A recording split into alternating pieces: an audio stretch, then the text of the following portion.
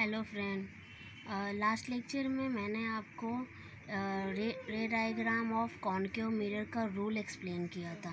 अभी इसमें मैं आपको उस रूल का यूज़ करके हम लोग इमेज कैसे फॉर्म कर सकते हैं वो आपको दिखाने वाली हूँ मैं, ठीक है। लेकिन इसको समझने के लिए फ़र्स्ट ऑफ ऑल आपको उसका रूल देखना बहुत ज़रूरी है, इसलिए पहले आप लास्ट वीडियो देख लीजिएगा एक बार, ठीक है।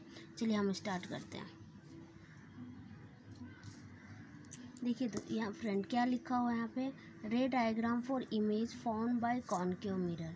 मतलब इसका मतलब क्या है कि कॉनकेव मिरर के द्वारा जो हमारा इमेज फॉर्मेशन हो रहा है वो मतलब उसका रे डायग्राम कैसे हम लोग ड्रॉ कर सकते हैं।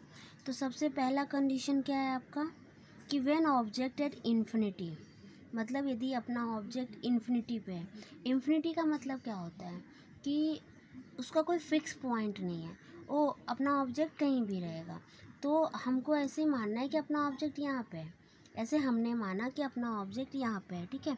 यदि अपना ऑब्जेक्ट यहाँ पे है तो अभी रूल के हिसाब से क्या है कि आपको यदि आप इसके पैरेलल कोई लाइन ड्रॉ कर रहे हो प्रिंसिपल एक्सिस के पैरेलल, तो उसका रिफ्लेक्शन कहाँ होगा, फोकस पे जाके उसका रिफ्लेक्शन होगा, ठीक है। तो यदि हमने माना कि हमारा ऑब्जेक्ट है यहाँ पे, तो यहाँ पे है तो इस यहाँ पे देखने के लिए इसके ये पैरेलल एक्सिस पे जाएगा। पैरेलल यदि और रूल में क्या है कि यदि प्रिंसिपल एक्सिस के पैरेलल कोई लाइन है तो उसका रिफ्लेक्शन फोकल पे जाके होता है, फोकस पे जाके होता है, ठीक है। तो इसके लिए हमने मल्टीपल पैरेलल लाइन ड्रॉ कर दिया, ठीक है। अभी जितने भी हम पैरेलल लाइन ड्रॉ करेंगे उतने हम उसके रिफ्लेक्टेड रे भी ड्रॉ करेंगे। तो हमने यहाँ पे 2 पैरेलल लिया, यहाँ पे 1 लिया, यहाँ पे हम 2 भी ले सकते हैं, ऐसा कुछ नहीं है, 1 से ज़्यादा ले सकते हैं। बट आप एक चीज़ याद रखिएगा कि कभी भी इमेज फॉर्मेशन में आपके 2 रेज होने चाहिए, ठीक है। तो इसमें हमने इन्फिनिटी माना, इसलिए इस पर हमने सिर्फ पैरेलल लाइन लिया। तो यहाँ पे एक पैरेलल लाइन का फोकस यहाँ पे है, ये पैरेलल लाइन का फोकस यहाँ पे है। अभी जहाँ पे ये दोनों का रिफ्लेक्टेड रे मीट होगा वहीं पे जाके अपना इमेज फॉर्म होगा, ठीक है। ये याद रखिएगा आप कि जहाँ पे आपके रिफ्लेक्टेड रे के ये जो पॉइंट है वो मीट होते हैं वहीं पे जाके आपका इमेज फॉर्म होगा, ठीक है। अभी हम लोग ये देख लें, ये मैंने क्या लिखा है कि अभी जैसे आपका इन्फिनिटी पे है तो इसका इमेज कहाँ पे बनेगा, एफ पे बनेगा। तो यहाँ एफ पे बना है, नेचर कैसा होगा उसका, रियल एंड इन्वर्टेड होगा, ठीक है। क्योंकि रियल इन्वर्टेड होगा, वर्चुअल तो होगा नहीं इसके लिए। फिर साइज क्या होगा, पॉइंट साइज होगा, मतलब उसका बहुत ही छोटा साइज होगा, ठीक है, पॉइंट साइज होगा, ठीक है। अभी हम लोग सेकेंड देखते हैं, सेकेंड क्या कंडीशन है अपना, ये देखिए सेकेंड क्या है कि when object is beyond C, मतलब कि आपका ऑब्जेक्ट यदि सेंटर ऑफ कर्वेचर के पीछे है, ठीक है, तो कंडीशन कैसे रहेगा। तो आप सपोज मानिए कि आपका मतलब सपोज क्या इसमें दिखाया गया है कि बियॉन्ड सी है, तो आपका ऑब्जेक्ट यहाँ पे है। तो आप रूल याद करिए, रूल में कैसे है कि अभी यहाँ से कैसे देख सकता है, एक तो पैरेलल देख सकता है ये। तो जब पैरेलल लाइन प्रिंसिपल एक्सिस के रहेगा तो उसका रिफ्लेक्शन कहाँ पे जाएगा, फोकस पे जाएगा, ठीक है। सेकेंड कंडीशन क्या हो सकता है कि ये सीधा ऐसे देख सकता है, ऐसे देखेगा मतलब क्या है कि सेंटर ऑफ कर्वेचर से देखेगा। तो इसका आपने रूल में देखा होगा कि सेंटर ऑफ कर्वेचर से जब कोई इंसिडेंट रे जाता है तो उसका रिफ्लेक्शन उसी लाइन पे होके जाता है। तो यदि यहाँ पे ये देख रहा है तो इसका रिफ्लेक्शन यहाँ पे जा रहा है। अभी आप एक चीज़ नोटिस करिए, दोनों पॉइंट कहाँ पे जाके मिल रहा है, यहाँ पे जाके मिल रहा है। मतलब क्या है कि आपका इमेज का पोजीशन क्या है, बिटवीन सी एंड एफ, मतलब सेंटर ऑफ कर्वेचर और फोकस के बीच में है। इसका नेचर क्या है, रियल एंड इन्वर्टेड है। साइज क्या है, स्मॉल साइज है, मतलब इसका तो पॉइंट साइज था ना इसका, बट इससे ये थोड़ा सा बड़ा है, मतलब ये पॉइंट साइज हो गया, ठीक है। अभी हम लोग थर्ड देखते हैं, ठीक है। अभी थर्ड में कैसे रहेगा कि आपका बियॉन्ड सी पे था, तो आपका थर्ड कैसे रहेगा कि अब देखिए कि व्हेन ऑब्जेक्ट एट सी, मतलब यदि आपका ऑब्जेक्ट सी पे है। अभी इसके पहले वाले में क्या था कि बियॉन्ड सी था, बट इसमें हम लोग क्या देख रहे हैं कि सी पे है। यदि आपका ऑब्जेक्ट सी पे है तब कैसा रहेगा रिफ्लेक्शन। तो देखिए यहाँ पे आपका ऑब्जेक्ट है, तो यदि यहाँ पे है तो एक पैरेलल एक्सिस का लाइन ड्रॉ होगा, क्योंकि एक सीधा देखेगा, पैरेलल एक्सिस का होगा तो ये फोकस पे जाकर रिफ्लेक्ट होगा। ठीक है, सेकेंड में कौन सा रूल ले सकते हैं, यहाँ पे है तो आप सेंटर ऑफ कर्वेचर से तो नहीं ले सकते जैसे आपने लास्ट टाइम लिया था, यहाँ पे है तो आप इस फोकस से ले सकते हो। आपके रूल में क्या दिखाया गया है, यदि आपने फोकस से इंसिडेंट रे लिया है तो उसका रिफ्लेक्शन कहाँ पे जाके होगा, पैरेलल एक्सिस पे होगा। ठीक है, तो पैरेलल एक्सिस होगा, जो आपने फर्स्ट और सेकेंड रूल देखा है वही इसमें फॉलो हुआ है। अभी देखिए दोनों पॉइंट जहाँ पे जाके मीट हो रहा है, यहाँ पे मीट हो रहा है, एम पे हो मीट हो रहा है ना दोनों पॉइंट, यहाँ पे आपका इमेज फॉर्म्ड होगा।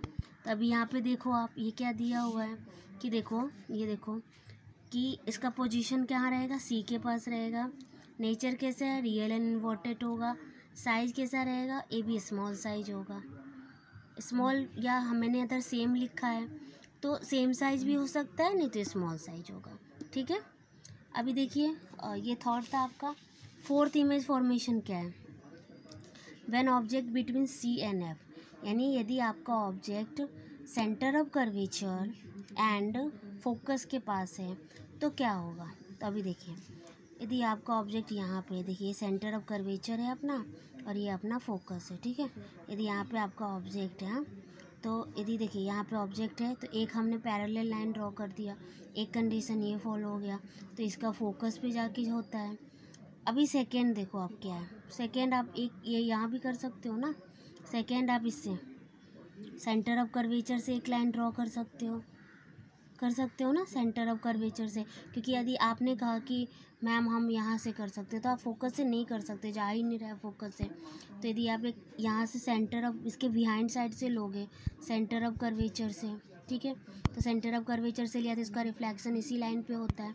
अभी देखो दोनों पॉइंट कहाँ पे आके मीट हो रहा है, यहाँ पे आके मीट हो रहा है, सी के पीछे मीट हो रहा है ना, यहाँ पे। तो इसलिए आपका इसमें कैसे रहेगा, पोजीशन रहेगा बियॉन्ड सी, एंड नेचर कैसा रहेगा, रियल एंड इन्वर्टेड, और साइज़ क्या रहेगा, इनलार्ज, मतलब इसका साइज़ बड़ा होगा। ठीक है, हाँ, इस सब के कंपेयर में इसका साइज़ बड़ा होगा। ठीक है, अभी तक आपने कितना फोर्थ रूल देख लिया है, फोर्थ रूल है। अभी हम लोग इसके बाद टोटल कितने रूल है इसमें, 6 रूल है। अभी इसके बाद हम 5th एंड 6th रूल देखते हैं। ठीक है, तो अपना 5th रूल कैसा है कि व्हेन ऑब्जेक्ट एट एफ, अभी देखिए आपका ऑब्जेक्ट एफ पे रहेगा, मतलब फोकस पे रहेगा। तो यदि आपका ऑब्जेक्ट फोकस पे रहा तो आप सबसे पहला कौन सा कंडीशन, पैरेलल एक्सिस का अप्लाई करोगे। ठीक है, यदि पैरेलल एक्सिस किया तो उसका रिफ्लेक्शन कहाँ पे हो जाएगा, फोकस पे हो जाएगा। और सेकेंड लास्ट टाइम की लास्ट इमेज फॉर्मेशन के जैसा ही आप सेंटर ऑफ कर्वेचर से ले सकते हो, तो उसका रिफ्लेक्शन तो वही उसी रे पे हो जाता है। ठीक है, यहाँ पे देखो, अब मैं आपको दिखा रही हूँ, देखो हो रहा है उसी लाइन पे, सेम टू सेम हो रहा है ना। तो यदि सेम इसी लाइन पे हो रहा है तो देखिए, तो अभी दोनों रे कहीं पे जाके मीट हो रहा है क्या, नहीं मीट हो रहा है। तो अभी देखो इसमें पोजीशन इन्फिनिटी हो जाएगा, क्योंकि यहाँ पे कोई लाइन दिखाया नहीं गया है कि मीट, क्योंकि दोनों लाइन मीट नहीं हो रहा है, तो ये इन्फिनिटी पे इसका इमेज बनेगा। नेचर कैसा रहेगा, रियल एंड इन्वर्टेड रहेगा, साइज हाईली इनलार्ज, मतलब जो लास्ट टाइम वाला था उससे भी बड़ा होगा, क्योंकि मीट ही नहीं हो रहा है ना, तो ये हाईली इनलार्ज साइज बनेगा।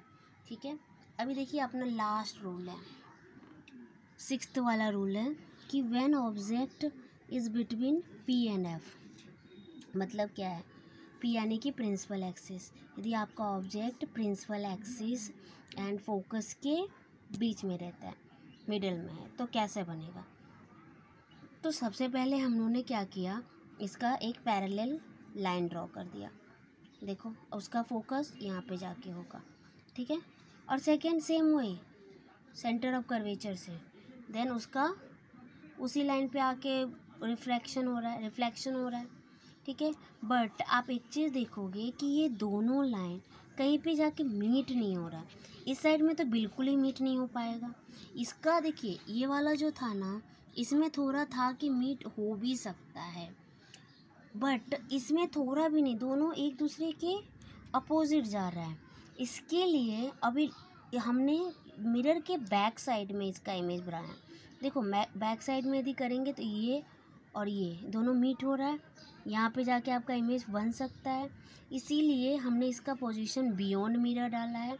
नेचर वर्चुअल एंड इरेक्ट है और लार्ज कैसा है, और इसका साइज कैसा है, इनलार्ज है। मतलब क्या है कि इसका मतलब आप समझो कि जितने भी इमेज फॉर्मेशन है ना, उसमें एक यही इमेज फॉर्मेशन है जिसका इमेज वर्चुअली बनता है। बाकी सबका इमेज रियल एंड इन्वर्टेड बनता है, बट इसका इमेज ना वर्चुअल एंड इरेक्ट बनता है, क्योंकि ये मिरर के बैक साइड में बनता है। इसलिए ये आपका बहुत इम्पॉर्टेंट क्वेश्चन रहेगा कि कॉन्केव मिरर में ऐसा कौन सा इमेज फॉर्मेशन है जिसका इमेज बिहाइंड द मिरर बन रहा है। तो आप बोल सकते हो कि जिसका ऑब्जेक्ट प्रिंसिपल एक्सिस या फोकल के मिडल में हो, उसका इमेज बिहाइंड द मिरर बनेगा। बिहाइंड द मिरर का क्या मतलब है, वर्चुअली बनेगा। ठीक है, आपको समझ में आया ना? एक बार देख लीजिए आप इसको भी। हाँ, तो यहाँ पे आपका कॉन्केव मिरर का इमेज फॉर्मेशन ख़त्म हो गया। अभी हम लोग एक बार कॉन्केव मिरर के क्या क्या यूजेस है उसको हम लोग देख लेते हैं। ठीक है, अब यहाँ पे देखिए, मैंने आपके लिए नोट्स बनाया है कि कॉन्केव मिरर के यूजेस क्या क्या हैं। अब यहाँ पे देखिए यूज ऑफ कॉन्केव मिरर। तो कॉन्केव मिरर के कौन कौन से यूज, पहला यूज़ देखिए, use in torch, search light and vehicle headlight to gets powerful parallel beam of light. मतलब क्या है कि कॉन्केव मिरर हम लोग किस में यूज़ करते हैं, टॉर्च में यूज़ करते हैं, जो सर्च लाइट रहते हैं उसमें यूज़ करते हैं, व्हीकल के हेडलाइट में यूज़ करते हैं। ठीक है, ये सब आपका इम्पॉर्टेंट पॉइंट है।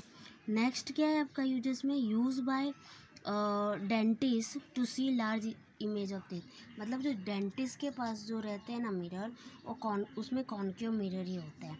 ये चीज़ याद रखिएगा कि डेंटिस्ट के पास जो मिरर होते हैं उसमें कॉन्केव मिरर ही होता है, कॉन्वेक्स नहीं होता है।